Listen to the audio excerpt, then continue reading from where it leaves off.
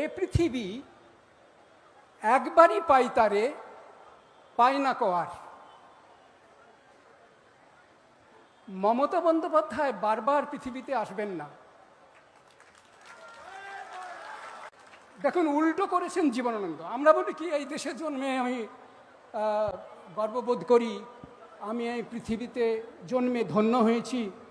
জীবনানন্দ বলছেন না, পৃথিবীই ধন্য হয়েছে।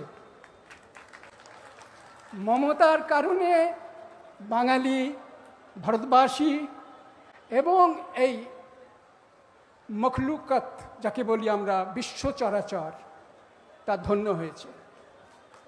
তাকে তার কাজ করতে দিন। আমি বলবো, কবি হিসেবেও উনি বড় মাপের কবি। গানের তো তুলনা নেই। যখন উনি থাকবেন না তখন তার গান বাজবে কিন্তু বাঙালির ঘরে ঘরে। এটা আমার দৃঢ় বিশ্বাস। আর আমি সাধারণত ভুল করি না, যেমন যেমন চিনি বা বুঝি, ভুল হয় না আমার।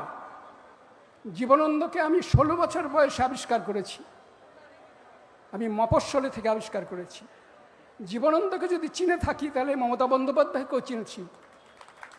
একবারই পৃথিবী, চান্স একবার মাত্র, ওয়ান চান্স, একবার মাত্র তার সুযোগ।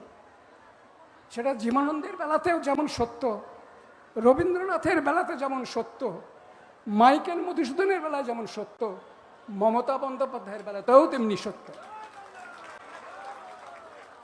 এইটুকুই আমার বলবার। আমি শুধু তারই কণ্ঠস্বরের একটা লাইন পড়ে আমার কথা শেষ করব। ধরুন তো আপনি, কানুন ব্যবস্থা মে কোই ভি চুক ওয়া চুনাও মে হিংসা।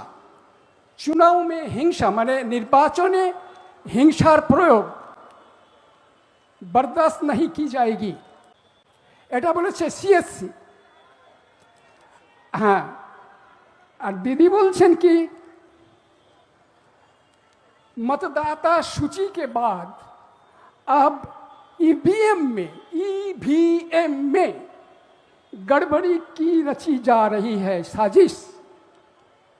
ममता बनर्जी মানে ইভিএম যন্ত্রের মধ্যে গড়বড়ি করার তালে, গড়বড়ি করে ওকে গোলমাল করে দেওয়ার জন্য, ওটাকে কোলাপস করে দেওয়ার জন্য, ভারতবর্ষকে অচল করে দেওয়ার জন্য, সংবিধানকে পদদলিত করার জন্য, গণতান্ত্রিক অধিকারকে ছিন্নভিন্ন করার জন্য উঠে পড়ে লেগেছে।